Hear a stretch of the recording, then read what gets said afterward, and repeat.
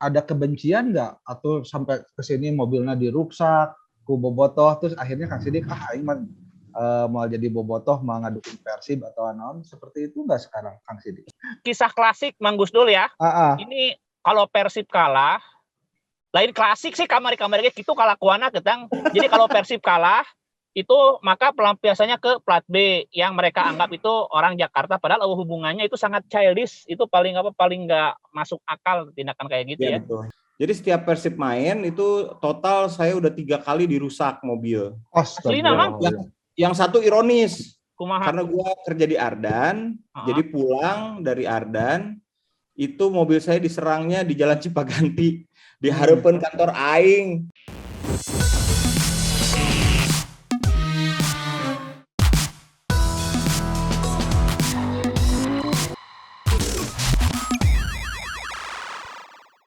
Assalamualaikum warahmatullahi wabarakatuh. Selamat wayah kieu para pemirsa setia dari Bobotoh TV. Jadi kali ini saya dan Gusdul akan berbincang-bincang. Sebenarnya sosok yang satu ini bukan sosok baru buat saya ya.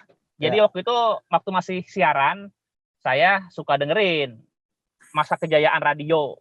Wah, radio tahun 90-an edan pokoknya malah. Jadi kalau ada yang bilang ya, kalau penyiar suaranya bagus, mukanya jelek. Nah ini nggak berlaku karena saya perhatiin ganteng. Karena suaranya jelek, mukanya jelek. Iya, ini nggak percaya saya. Ya, sukanya soal gitu. Banyak yang bilang kalau penyiar suaranya bagus, mukanya jelek. Kalau ini nggak berlaku karena narasumber kali ini Kang Mo Sidik itu Kasep. Buktinya Kasep apa? Buktinya Kasep sering nonton di TV ya. Tapi dari TV mah bukan karena Kasep oke. Dia juga rusak mukanya sama kayak gua. Untuk kayak YouTube ayeuna mah. Jadi ayeuna mah beungeut teu ngaruh. Ya, betul. Kalau pingin ditonton sama orang ayeuna mah kayak YouTube gampang gitu ya. Nah, Kang Mo Sidik Zamzami ini adalah apa? Aktivis media ya. Lain aktivis atau pegiat media, terus juga kreatif. Karena saya inget banget nih, Mang Gusdul pasti nggak merhatiin. Kang Mo Sidik ini pernah jadi founder ya, suatu majalah yang jadi trendsetter saat itu. Karena majalahnya memuat foto-foto SMA yang cantik-cantik. Dulu ada nama itu Grey ya, Grey majalah putih abunya Bandung. Itu saya suka baca. Bukan cuma cewek aja yang cantik di situ, cowoknya ganteng-ganteng juga. Lalakinya ganteng. Jadi saya ingat kantor kami sering didatangi oleh gay-gay kota Bandung untuk nanyakan telepon. Enggak, jadi waktu itu tempat kerja saya yang lama, Kang Gusdul ya, bikin acara dengan majalah Grey itu. Pemenangnya saya ingat Tasa dari BPI. Itu awalnya gelis pisan bener, teuing ayeuna di mana ya. Karena kita nggak ngomongin yang itu ya. Sekarang kita tetap ngomongin bola, ngomongin Persib. Karena apa? Karena ini perspektifnya Kang Mo Sidik ini menarik. Beliau ini adalah komika grade A. Ya, jadi lamun komika teh aya grade nepi ka F, ya grade A. Kusabab paling payu, ieu malah paling payu pokona mah. Karena apa? Karena kemarin saya WhatsApp mau naik suganti naik orek mentas, suganti rek naik pesawat, naik mobil, ternyata mau mentas kemarin. Jadi di masa corona aja kegiatannya banyak. Kebayang waktu dulu-dulu gitu ya. Oke, Damang Kang Mo, apa kabar? Alhamdulillah, baik. Oke. Salam sehat selalu Kang Mo Sidik. Ya. Saya sama Kang Mo ini follow di 3 platform ya, Facebook, Twitter, sama Instagram. Tapi kalau karena itu porno. Benar Kang, benar saya tambah. Admin Kang, adminnya gitu ya, bagus. Admin itu mah admin. Rusak karir lu mah kok. Admin. Dan saya mah yang bener enggak Kang. Oke Kang Mo, ini mah simpel aja Kang Mo. Ini karena Bobotoh ID ya. Terus Kang Mo juga orang Bandung, mau sekarang aktivitas juga mungkin sering di Jakarta. Tapi Kang Mo ngelihat Persib tuh kayak gimana sih Kang Mo? Persib kan dulu sama sekarang udah perubahan banyak pisan gitu. Jadi gini, saya harus ini dulu ya, harus ngasih tahu dulu latar belakangnya. Jadi saya tuh sebenarnya orang Minang, saya orang Padang. Oh iya. Dari umur 4 tahun tuh memang di Bandung. Tuh udah lama di Bandung. Jadi darah saya biru gitu, darahnya memang Persib. Darahnya Persib. Meskipun Semen Padang lawan Persib ya, tetap aja saya ngebelain Persib dulu. Iya. Jadi dari kecil tuh, karena waktu saya kecil itu kan tahun 80-an ya, itu lagi rame-ramenya Persib PSMS, gue inget ya, ada final di Jakarta gitu, anggota keluarga tuh pada nonton ke sana. ngararabring segala Ah, macam. seriusan gitu. anggota keluarga ngahaja kali Anggota itu. keluarga. Iya. Atuh imah geus lain orang Minang deui atuh imah. Orang Bandung. Iya mah. Ngomong ge geus unyang anjing jadi teu Ya, Minang. ngomong oge geus siga orang Minang, ngomongna geus yang anjing, maneh. Ngomong anjing lagi geus ngeunaheun. Ya. Ya. Orang Sunda. Soalnya lamun orang Minang asli ngomong anjing teu ngeunaheun, tersinggung, kita tersinggung di sini. Ini mah geus ngeunaheun. Jadi gimana Kang Mo? Dari dulu ternyata keluarga suka Persib sampai sekarang gimana? Iya, jadi sama kayak kelakuan keluarga-keluarga lain ya, kalau Persib main di TV itu takut nontonnya gitu. Aduh gitu. Nggak Pemain berani favorit? nonton karena takut. Ya itu kalau zaman-zaman dulu gua taunya tuh zaman-zaman dulu yang kayak patung sekolah gua aja, sekolah SMP itu di depan patung Persib. Eta mah Regen bioskop. Hah? Bioskop. Hareupeun patung Persib mah bioskop. Atau sekolah SMP 34 dulu teh. Oh, aya. Sekarang udah dijadiin hotel. Ya, hotel. Pas belokan. Pas belokan, ini sekolah saya hotel dulu. Eta cornernya. Hotel corner Merdeka. Depan hotel itu, depan hotel. Itu patung Persib dibangun tuh saya masih sekolah SMP di situ. Karolot berarti orang mah teu nyaho, urang mah nyaho di dinya aya Amare we eta zaman. Amare mah udah.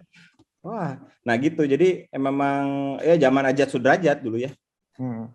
Gitu. Kamu zaman Ajat ya. Kamu saya mau nanya ini beneran nih. Jadi kalau kamu ini kan walaupun orang Minang tapi kan sekarang jadi komika ya, berarti humoris gitu ya. Sedangkan orang Sunda, orang Bandung, bobotoh Persib juga itu kan bareki heureuy ya. Jadi kulturnya itu bercanda juga gitu. Nah, kamu itu ngelihat bercanda itu bobotoh teh? Heureuy. Kalau memotoran ka Sulanjana apa Baredogan eta heureuy. Karena mobil saya sebagai kebetulan mobil saya itu semuanya plat B. Anjir semuanya tah Mang Gusul. Itu sebenarnya pengin nunjukin kalau dia punya mobil banyak gitu. Iya, karena beli mobil di Jakarta lebih murah daripada di Bandung. Sih benar. Betul. Bisa beda 5 juta dulu tuh kalau beli mobil di Jakarta. Jadi platnya B semua. Jadi setiap Persib main itu total saya udah 3 kali dirusak mobil. Aslina Mang. Yang satu ironis. Kumaha? Karena gua kerja di Ardan, jadi pulang dari Ardan itu mobil saya diserangnya di Jalan Cipaganti di hareupeun kantor aing. Kalau tahu sabaraha orang asa pernah baheula orang Ardan jangan-jangan mobilnya Kang Mo. Mobil merah, pokoknya kuda. Buat siapa yang merusak mobil kuda gua? Sorry kamu apunten. Tapi karena nggak ada bukti nggak bisa dituntut ya. Udah kadaluarsa ya. Itu kalau nggak salah saya yang gerakin itu. Iya, berdua. Mobil merah kan? Sedan kan? Sedan. Lain. Oh lain. Kuda, itu kuda. Gua keluar, gue liatin KTP, aing orang Bandung anjing gitu, aing bayar pajak di dia gitu. Terus ngomong dia salah sorangan pakai plat B gitu. Ya jadi ini kisah klasik Mang Gusdul ya. Ini kalau Persib kalah, lain klasik sih kamari-kamari gitu kalakuana ketang. Jadi kalau Persib kalah itu maka pelampiasannya ke plat B yang mereka anggap itu orang Jakarta padahal hubungannya itu sangat childish, itu paling nggak masuk akal tindakan kayak gitu ya. Betul. Jadi kamu guys, tapi ningali bobotoh geuleuh teh. Jangan-jangan anjir ieu nu ngajakan Zoom bobotoh ID langsung inget anjing mobil aing tilu tah ku jelema-jelema ieu gitu enggak ya? Majalah Grey itu bikin spesial Persib edition ada 3. Sama pemain siapa dulu tuh ya? Eka Ramdhani. Terus kita pernah yang Persib Junior, kan anak-anak SMA tuh. Persib Junior. Terus kita tuh pernah bikin, jadi itu tuh kayak majalah Playboy si Grey teh. Di halaman tengahnya tuh bisa jadi poster, jadi pin up. Nya lain Playboy sugan teh jika majalah Playboy marake bikin ya tuh kitu mah ya. Maksudnya kenapa Playboy rujukanna? Cuman enggak dipublish we. Jadi emang eta majalah garilis resep Mang Gusdul. Bahwa lama orang teh mun nginjem majalah eta teh ku barudak teh kunaon cara pel tengah teh sok lengket gitu teuing tah dibere lem kayu. Di kieu sigana mah. Lem kayu. Jadi kepikiran ya Kang Mo waktu itu walaupun megang segmen anak-anak SMA ya, pelajar tapi kepikiran buat bikin Persib sampai 3 edisi. Nah, berarti kan Persib itu menjual, ada value, ada marketnya itu. Kamu ngelihat Persib sama marketing usaha media gimana tuh Kang Mo? Apalagi waktu dulu ketika dipegang Om Farhan kan komersil pisan Persib teh.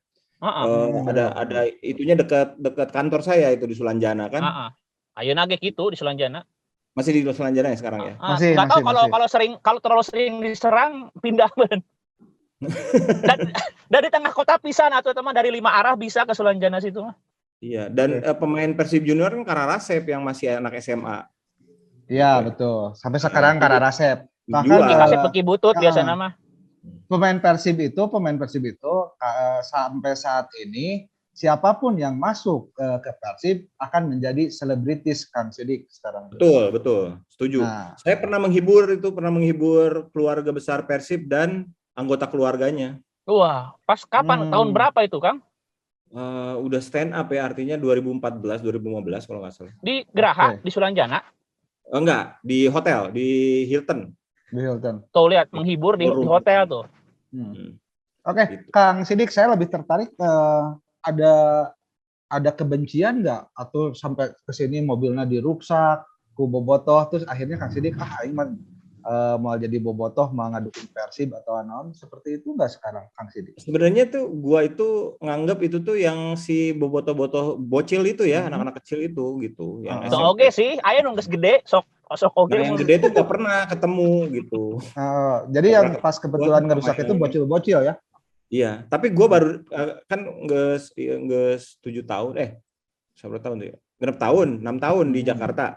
Gue mengerti sih si rivalitas Persib lawan Persija teh gitu. Betapa orang-orang yang di sini ya itu benci banget sama Persib. Terus kenapa orang Persib itu benci banget sama Persija gitu? Itu sih saya mah biasa sih. Kang saya cari aman lu. Kang saya mau nanya. Pernah nggak, maksudnya bawain materi ya, ada Persibnya, pernah nggak kepikiran? Pernah, atau... jadi kemarin itu ketika final lawan Persija, apa sih yang terakhir? Ya, Piala Menpora. Piala Menpora, saya tuh diundang. Pas udah pandemi kan? Saya tuh diundang untuk saling merosting di acara final di TV. Lupa kalau nggak salah Kompas ya TV-nya tuh apa itu ya, apa MTech Group ya, lupa ya. Bobotoh TV. Lain, dari Jakarta. Lain.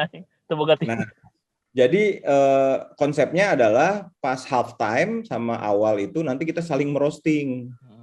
Gitu. Jadi gue sebagai pendukung Persib merosting pendukung Persija sebaliknya. Persija diwakilkan oleh David Nurbianto waktu itu. Kan Persija banget dia mah. Gue nolak jobnya yang dapat McDani. Terus ditanya, Kang Mo nolak karena saya tinggal di Jakarta masih sayang nyawa kata gue. Aduh, bener. Dan gue mah tinggal di Jakarta gitu. Jadi wah, lah dijaga Karsa lagi di sini. Edan di. Aya eta ngarana Korwil, di itu ngaranna Korwil, distrik teh Korwilnya. Oh, akhirnya rezekinya di Jakarta. Jadi saya nggak ambil jobnya. Padahal job itu, padahal ditawarin. Padahal orang geus nungguan anjing naon jokna ya. Ternyata tadi cokot. Padahal kalau dari nilai materi juga mungkin gede ya. Ditawarin job itu. Gede, bisa beli mobil hiji deui plat B. Tapi akhirnya Kang Sidik menolak karena sesuatu itu ya. Karena nggak berani, masih saya nggak berani. Awal lah. Ngeri kalau di sini tuh, ngeri. Ngeri apa sih, Kang kalau boleh tahu? Ya itu, yang menurut Kang Sidik kengeriannya itu seperti kengeriannya apa? Karena hukumnya terlambat. Hukumnya terlambat. Ya, jadi bonyok dulu baru hukum berlaku gitu. Ya gitu. Berarti jadi kalau di Bandung kan mungkin kecil ya. Kita dulu saya udah terbiasa mun aya kandang pasti, apalagi saya tuh tinggal di Antapani dulu. Pasti daerah situ teh geus loba polisi jeung ABRI jeung TNI. Gitu. Kalau ngomongkan ABRI jadi ingat siapa? Febri Loren. Uyos ku ABRI ya mah, ku ABRI. Nyaon teh eta nyaon ya geus. Nih, sebagai lebih penjagaan di Bandung tuh lebih bagus daripada Jakarta. Ya memang benar sih, benar. Karena Jakarta terlalu luas ya, gitu. Tapi lebih kalau tenang di Bandung. Oke. Tapi rivalitas itu kan kalau di sepak bola nggak ada rivalitas juga nggak ramai juga. Wah, terame. Cuman kan mungkin di kita itu terlalu berlebihan nih. Nah, menurut Kang Sidik sendiri, ini mah pendapat Kang Sidik pribadi sendiri, kudu kumaha tuh rivalitas. Rivalitas itu seharusnya antara pemain, yang pendukung. Ya? Jadi kalau mau reglut kayak di Inggris yang berantem teh si penonton. Rakyat sipil jangan dirusak. Gitu. Jangan jangan kena gitu. Masyarakat umum gitu ya, jangan kena imbas. Jadi nggak usah melebar kemana-mana. Kalau misalkan supporter ya jeung supporter we deui gitu kan. Betul. Itu kan tentang ya rivalitas gitu ya. Sebetulnya konsep atau pemikiran bahwa yang berantem supporter, saya itu pernah mengemukakan tuh, dan langsung saya di-cut sama orang Kompas TV dulu di Jakarta kan, waktu Piala Presiden ya. Saya bilang kalau rivalitas terus yang terlibat supporter ya silahkan, karena itu mereka udah tahu konsekuensinya dan niatnya memang udah tahu kan resikonya ya. Asal jangan ke masyarakat umum, saya bilang. Tapi ternyata Kang Mo ya, kalau menurut pemikiran intelijen bapak-bapak di pusat pemerintah, supporter pun harus damai gitu. Jadi nggak seperti yang kita bayangkan. Saya bilang, kalau mau mendamaikan supporter itu malah kontraproduktif, karena kan memang tahu ini nggak bisa damai, susah ya. Jadi ntar yang ada tuh adalah perdamaian semu gitu loh. Seakan-akan nggak terjadi apa-apa, padahal marah. Sempat semu. Iya, padahal makanya sekali meledak makin bahaya efeknya gitu. Parah, ya betul. Makin parah. Setuju. Kang Mo, saya mau nanya ini nih. Kalau Kang Mo itu memang bagus sekali pemikirannya. Sayang sekali lebih banyak ke masalah cewek-cewek. Nah itu tuh admin itu tuh merusak image saya. Enggak, Ari Kang Mo pernah nonton nggak ke stadion Kang Mo? Belum pernah. Stadion? Sama sekali. Gua belum pernah nonton sepak bola live. Makanya ini sebenarnya sempat pengen pisan gitu. Cuman ya sayang nyawa lah. Janganlah. Enggak mungkin. Emang setiap yang nonton harus itu enggak juga sih. Tapi saya rasa mungkin nanti suatu hari atau misalkan nanti Kang Sidik ada di Bandung pas kebetulan Persib main, bisa kontak ke Bobotoh TV atau ke saya, nanti saya ajak lah. Nah, nanti diajak ke stadion, langsung kita teriakin pendukung Persija gitu kan. Enggak, sekarang di GBLA Siliwangi udah enggak dipakai. Kalau enggak di Jalak sih Kang Sidik seperti itu. Iya. Enggak, Kang Mo sadar nggak? Itu Kang Mo kan merasa saya takut apa? Udah kalau supporter Bobotoh atau The Jackmania lihat Kang Mo Sidik udah mereka yang takut. Kan pakai masker untuk tinggal itu. Kang Gusdul, ini tahu nggak bahwa Kang Mo ini kan tadi sudah bilang ya, saya nggak bercanda gitu komika papan atas lah. Jadi kalau orang mau karir sebagai komika ya, kan pasti tahu ke Kang Mo. Nah, pernah nggak cara memulai obrolan tuh dari kan hal primordial kita mah ya. Orang Bandung gitu ya. Maksudnya pernah nggak sesama komika teh nyambung gara-gara ngomongin Persib gitu, pernah nggak? Kalau ngomongin Persib secara spesifik belum pernah. Tapi ngomong ke Bandung, jadi gini, di saya kan punya comedy club di Jakarta. Redan. Dan orang Bandung tuh loba pisan di Jakarta yang kerja sebagai profesional. Malah anehnya itu TV teh isinya tuh orang Bandung kabeh. Iya. TV sama departemen luar negeri itu isinya orang Bandung. Bukan karena Bandung, itu karena Unpad, Deplu kan, Kemenlu itu memang jadi gini, secara antropologi ya, orang Bandung, orang Sunda itu memang jago ngomong, jago diplomat, santun, pandai meyakinkan, makanya banyak sekali. Risnya di belakang ya? Risnya di belakang orang Sunda kan? Paling belakang duduknya gitu kalau ke undangan. Jadi diplomat memang banyak, orang Sunda mah payung lah. Saya pernah ke Afghanistan tahun 2012. Taliban ya. 2012. Sama Om Farhan. Terus ke Kepung kan di situ. Sama Om Farhan ke Afghanistan tahun 2012. Itu si kedutaan besar Indonesia isinya orang Sunda. Yang namanya Asep aja ada 4. Alah. Di kedutaan itu. Kedutaan. Padahal di Persib aya ngaran Asepnya. Di kedutaan aya. Di Jepang juga isinya orang Sunda semuanya. Mas Eko Junor sampai kalau nggak salah si pengganti duta besarnya juga orang Sunda. Banyak pisan orang Sunda. Iya. Sekarang juga yang lagi jadi duta besar Inggris kalau nggak salah orang Sunda juga. Iya, orang Sunda mah di Kemenlu ya, di Kemenlu duta besar kan banyak. Jadi Kemenlu, nah terus udah gitu di perusahaan BUMN, Wika itu isinya orang Sunda semua. Kalau nggak orang Sunda, orang Surabaya. Jadi di Jakarta tuh loba pisan orang Sunda. Nah, gue tuh bikin komika juga pada banyak. Di sini semua orang Sunda juga banyak pisan, si Uus, si McDani. Jadi orang nyieun tah jeung si Solihun, Ligwina Hananto ya, Sararunda sebagai Sunda Empire teh kita di sini. Kita bikin acara namanya Unyang Anjing. Unyang Anjing, ya. Ya, saya udah bikin 3. Itu penjualan tiket selalu sold out. dalam waktu 3-4 jam. Wah, anjir. 3-4 jam. Berapa banyak itu yang? Kalau gua kan kapasitasnya cuma 100 ya. Oh, 100. Tapi beak gitu ya. Ya, Beak, selalu beak. Harganya satu tiket 2 juta. 250 ribu. Oh, cuma 2 juta. No. Jadi itu Kang Gusdul, saya memang iya itu ada komedi club di jalan itu bukan sih? MP Haryono bukan? Antasari. Oh, di Antasari. Oke, nih Kang Sidik, nih biar teman-teman bobotoh nanti yang nonton juga tahu ilmu dasar aja nih, pengen tahu jadi komika itu kudu kumaha sih. Geus puguh kalau orang Sunda mah tukang heureuy, banyolna oge. Kadang banyolna heureuйna kaleulewihan oge, tapi menurut orang Sunda mah banyol kaleulewihan ge biasa. Nah, sekarang kalau misalkan ingin nih jadi komika seperti Uus, seperti Kang Sidik juga mungkin ada dasarnya tuh harus gimana sih? Jadi tong saukur teh heureuy we hungkul. Kan lobana mah kitu di Sunda. Heureuy jorang, aya heureuy jorang oge bisa. Oke, Okay. kalau boleh nih ilmunya sedikit nih buat teman-teman nih. Harus dibedakan antara kalau kita menyebutnya stand up comedian itu komika ya. Komika, oke. Ada bedanya antara komika dan pelawak. Jadi dulu tuh ada orang bilang, kenapa sih komika teh nggak mau dibilang pelawak, kenapa sombong gitu. Jadi kenapa kami tidak mau dibilang pelawak? Karena jadi pelawak itu susah. Pelawak itu membutuhkan lebih banyak skill dan lebih banyak bakat. Jadi levelnya pelawak itu di sini, kok stand up comedian itu masih di sini gitu. Jadi bukan karena kita nggak mau disejajarkan, karena memang nggak sejajar. Kita tuh pelawak itu ada di atas kita. Jadi butuh bakat. Bakat itu susah. Orang kayak Sule itu keluarnya nggak tahu berapa generasi sekali di. Kalau pelawak mah ibaratnya kita ngelihat mukanya aja udah lucu ya. Kalau pelawak ya kadang-kadang. Konsepnya, cara berpikirnya segala macam. Nah kalau stand up comedy itu semuanya bisa dipelajari. Ada bukunya, ada tekniknya, semuanya. Kalau diikutin plus kerja keras selesai jadi stand up comedian gitu. Makanya banyak banget stand up comedian sekarang karena memang bisa dipelajari gitu. Nah, cuman kalau jadi pelawak memang sulit pisan.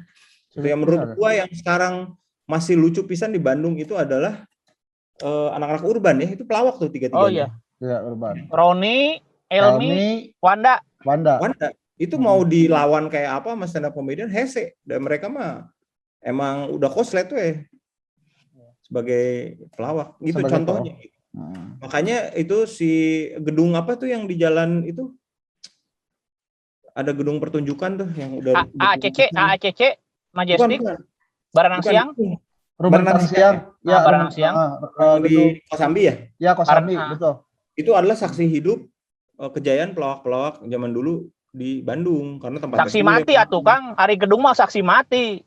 Ya, saksi mati. Oke, berarti kalau begitu stand up comedy nggak mungkin jadi pelawak, tapi kalau pelawak bisa jadi stand up comedy gitu. Bisa, enggak stand up comedy juga bisa jadi pelawak, cuma lebih sulit. Lebih susah.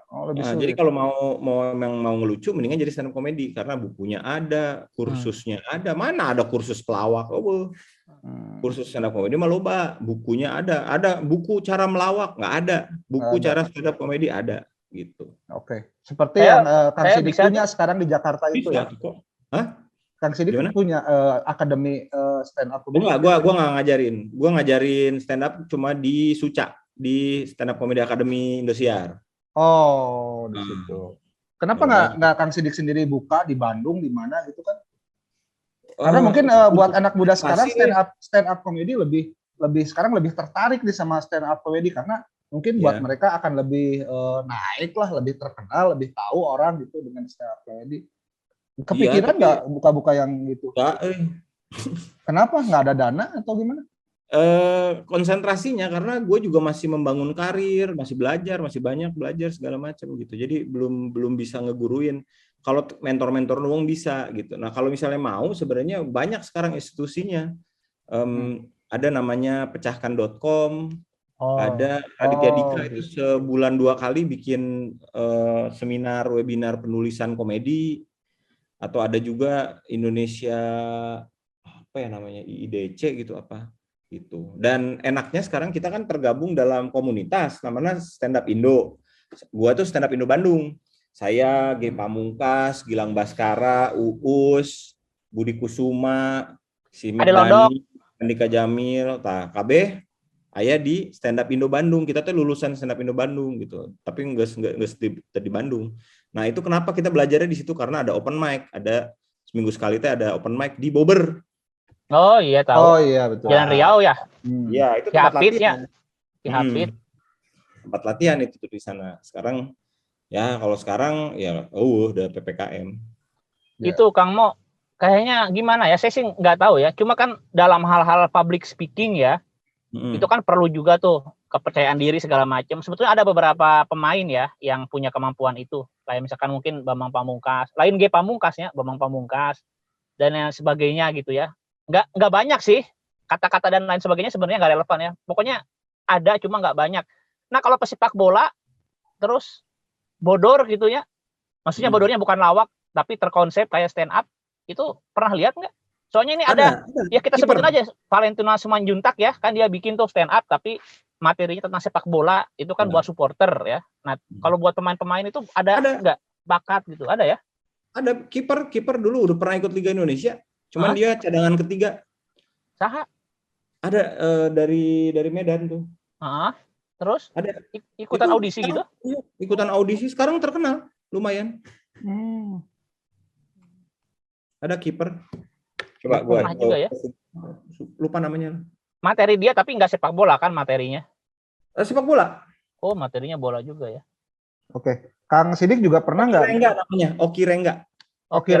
Oke. Nah, coba dicek. Kita lihat di YouTube. Dia juga dia juga sempat berhubungan dengan mafia bola ya. Oh iya.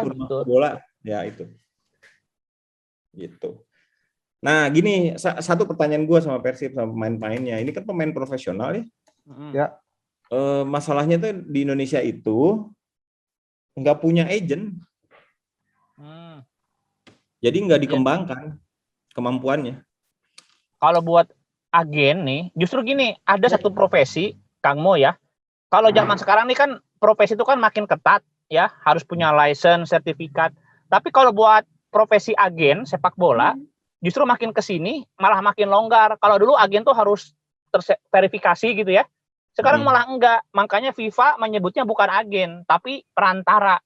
Dalam artian siapapun bisa jadi agen, ya. Siapapun bisa, pamannya, adiknya, sepupunya bisa. Tapi kalau tadi Kang mau bilang agen besar ada 2 yang saya tahu ya, beberapa saya kenal. 3 lah saya tambahin. Kalau spesialis pemain Latin itu ngaranna Eko Subekti ya. Eko Subekti itu agennya Christian Gonzalez segala macam. Ada Gabriel Budi sama yang paling sukses nih Kang Mo. Yang paling sukses karena dia jadi agen pemain, tapi pemain ini bukan cuma dari klub ke klub dia promosinya, tapi jadi bintang iklan. Kayak misalkan Bambang Pamungkas, Evan Dimas, dia yang megang, namanya Muli ya, Muli. Nah, jadi gini, agen itu sebenarnya kalau pemainnya terkenal dan tambah terkenal itu mah lebih gampang. Kayak gue pernah jadi manajer artis gitu ya. Gampang kalau orangnya udah terkenal. Yang paling susah itu adalah orangnya nggak terkenal atau pemainnya biasa aja gitu. Terus dibuat bisa terkenal. Dia iklan apa segala macam. Nah itu nggak ada di Indonesia. Jadi agennya cuman jadi ini doang, cuman jadi ya gitu, cuma ngejagain lah gitu. Nggak ngonsep gitu. Oh itu kudu kieu. Ini harus ketemu sama Adidas, ini harus ketemu sama Nike, ini harus ketemu sama siapa gitu. Di kita belum seperti itu berarti. Belum ya, dianggapnya belum. Jauh pisan. Berarti kalau soalnya kalau di artis agen udah bagus. Nah, agen itu kan bukan cuma jualan aja, Pak. Agen itu kan juga ada publikasi. Dia ngurusin sosial medianya, dia ngurusin namanya publisher ya. Yang gitu-gitunya nggak ada di Indonesia tuh. Jadi mungkin maksudnya gini, kan kalau sepak bola ini kan kita ngomongin skill bola, ada skill bola mah nggak biasa, tapi hal-hal di luar lapangannya juga harus diperhatikan sama agen ya. Cara main medsos, manner ya ke perempuan. Karena banyak Mang Gusdul kemarin kita perhatiin ya, para pemain sepak bola terlibat pelecehan dan lain sebagainya. Itu sebetulnya kalau dia punya agen bener ya, dia nggak akan seperti itu sebetulnya. Amare sok loba pemain Persib malam-malam. Nah, orang tahun 2000 genap 2007 di Amare. Bingung gue juga untuk main cewek apa segala macam gimana nggak ada yang ngejagain gitu. Oke. Berarti dikembaliin lagi ke pemainnya. ke si pemainnya. Jangan, pemain mah ada bisa nanaon, pemain mengikuti insting dia mah. Oke. Terus ada akhirnya itu. Jadi kia tong waka pemain. Tong waka pemain mang supporter na oge kalakuan kan ka awewe kumaha geus nyaho. Ari supporter mah geus teu nanaon da masalah. Oh bener kita. Supporter mah geus masalah kan bae we dicucrot di itu di dia ge sabodo teuing ari supporter mah da soalnya malah anu nga-expose. Tapi pemain mah kan dia expose, dia orang terkenal. Supporternya ho. Ari supporter pemain maunya ho eta supporter kan itu. Baliknya. Jadi eksesnya nggak sebahaya pemain ya, kalau nggak ngejaga attitude ya. Oke. Nih Kang Sidik, materi juga mungkin setiap Kang Sidik mau tampil itu harus disiapkan ya. Materi apa nih yang akan misalkan diomongkan, diobrolkan. Karena stand up comedy itu scripted ya. Nah. Oke. Yang paling susah menurut Kang Sidik kira-kira apa? Politik? Susah nggak sih?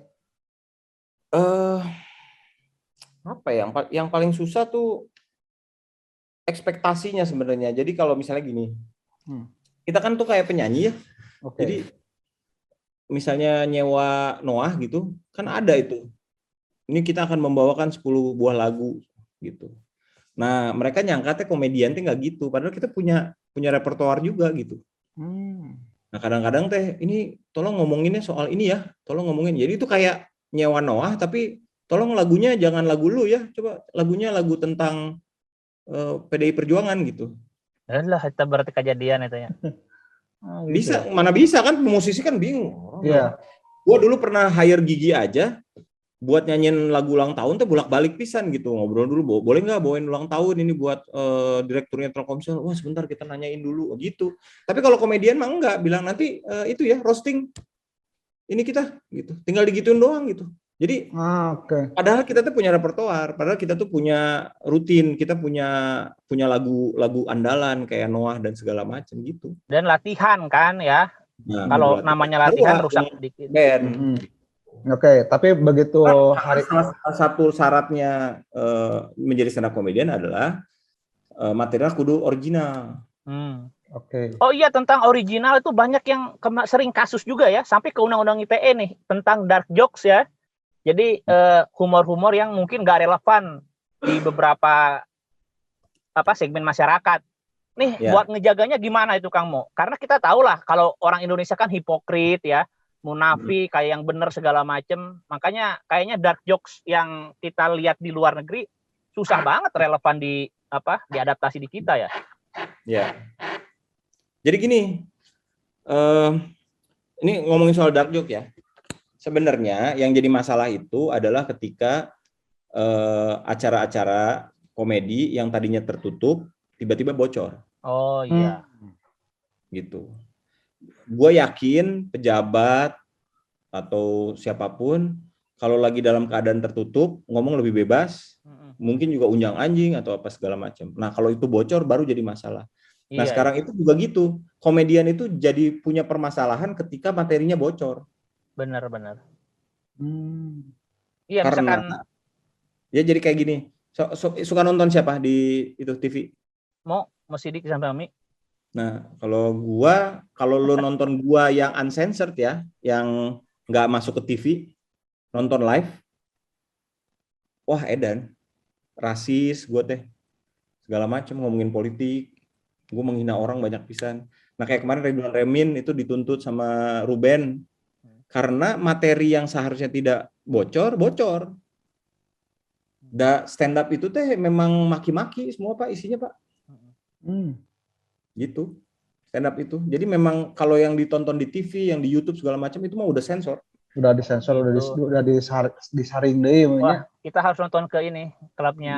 Kalau di dalam ruangan tertutup kita ngomongin semuanya, ngomongin agama, ngomongin ini. Pokoknya semua keresahan. Yang jorang-jorang komo ya. Oh, jorang-jorang ada. Namanya Blue Night, jorang-jorang. Itu pengalaman segala macam. Nah, kan buat saya pribadi kan ini sesuatu hal yang ilmu yang baru. Nah, untuk meredam kebocoran itu gimana? Apakah setiap yang nontonnya dikasih tahu, diedukasi dulu bahwa ini? Oh, dikasih tahu dulu. Kalau show-nya kami malah yang tur, gue kemarin baru tur sama Redir ini acara ini. Itu HP diambil. Oh, HP diambil. HP diambil, terus sebelum acara dibilang ini Kalau bocor, kita tuntut secara hukum. Kebetulan bocor di Surabaya, audionya dituntut secara hukum orangnya. Panitia juga memang nggak punya dokumentasi berarti ya, panitia sekalipun. Nggak ada dokumentasi. Gitu. Oke. Berarti setiap mau mengadakan itu, terus yang nonton juga udah kayaknya sudah mengerti dan sudah tahu. Ya. Kita tidak boleh ngerekam, tapi kita pingin ngelihat ya konsekuensinya seperti itu mungkin ya. Betul. Nah, pas masuk malah kita ngomong gini kalau acara gue ya di comedy club gue. Di sini lu pasti di sini tuh kalau lu orangnya tersinggung, suka tersinggung pasti tersinggung. Gitu. Jadi dari kalau misalnya lu orangnya gampang tersinggung, mendingan lu keluar gua ganti duitnya gitu. Anjir, edan gitu. Iya. Oke, kalau di televisi kan beda lagi nih. Ngerasa ada perbedaan atau ngerasa tertekan nggak yang biasanya stand up, wah keluar semuanya, terus sekarang harus ada batas-batasan, ngerasa tertekan nggak? Nggak apa-apa. Karena uangnya bagus TV. Oh, uangnya bagus. Oke, katanya pernah collab juga sama komedian luar. Ya, gue kan punya kedua karir, stand up komedi berbahasa Indonesia sama stand up komedi berbahasa Inggris. Bisa kalau gitu, Inggris, ya itu di luar gitu, yang nontonnya lokal orang. Saya ke Thailand yang nonton orang Thailand, bule sana. Kalau saya ke Inggris yang nonton orang Inggris gitu. Materi seperti biasa disiapkan ini sama orang Thailand, harus apa nih? Iya, memang ada. Jadi kayak misalnya gue dulu di Vietnam atau di Thailand, kita kan selalu nanya tuh sama orang sananya, di sini bebas nggak? Bebas, asal lo nggak ngomongin soal raja. Kalau di Vietnam bebas, asal lo nggak ngomongin soal junta militer, lo nggak nghina atau apa segala macam. Lo mau ngomongin gay, ngomongin sampai yang apa gitu, segala macam nggak apa-apa. Gitu. Jadi berarti bukan. Yang penting nggak ngomongin raja aja. Kalau ngomongin raja nggak bisa balik gitu.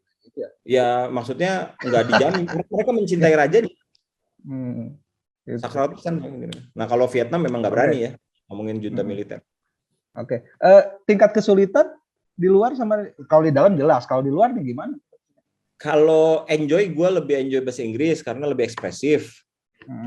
Itu. Tapi kalau tingkat kesulitan lebih susah Inggris karena ya apa ya? Mereka tuh udah terbiasa gitu. Jadi kalau kita kayak saya stand up di Inggris gitu, atau di festival, saya pernah ikutan festival Edinburgh di Skotlandia, itu festival komedi terbesar di dunia.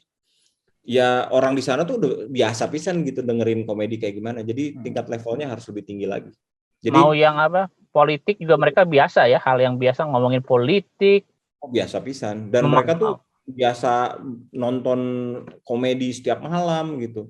Nah, masalahnya di Indonesia, saya harus mengakui bahwa karir saya tuh karbitan. Lah, kok bisa? Iya. Kenapa? Di Indonesia tuh terkenal dikit jadi bintang film. Iya juga ya. Iya, betul. Nggak bisa. Di Amerika mah kudu stand up 8 tahun, 20 tahun tuh. Russell Peter 18 tahun baru bisa masuk TV. Di Indonesia mah terkenal sedikit, wah langsung dicari sama TV, masuk TV, langsung film bisa. Iya. Seperti yang perempuan itu geningan, ada kan komedian yang sekarang ada di Lapor Pak itu. Kiki ya. Kiki ya, itu kan sekarang luar biasa. Bukan ya, betul karena memang skena entertainmentnya di dunia entertainment di sini kayak gitu. Kalau di Amerika mungkin karena lebih banyak saingan ya gitu. Jadi emang harus meniti dari 3 menit, 5 menit, punya materi 12 menit, main terus tiap hari di comedy club, akhirnya di booking di mana, dibayar cuma $50 gitu. Standarnya mungkin di kita berarti Asdaqui lebih rendah ya, standar kita ya. Enggak, ya mungkin karena nggak terbiasa. Ini kan seninya dari sana ya. Pas di sini tuh meni istimewa pisan. Terus udah gitu, memang bisaan orang Indonesia nah. Jadi selain bisa jadi komedian, di sini jago nulis. Kita Ernest Prakasa itu nggak kenal kan Eko ya? Ernest ya tahu lah, nggak kenal, tahu pernah ketemu ya. Ernest itu siaran di Bandung. Paramuda ya. Di Paramuda, Jakarta kerja di recording company. Terus udah gitu menemukan stand up komedi. Terus sekarang udah dapat Piala Citra loh 2 kali. Ya. Itu kan Hollywood dream.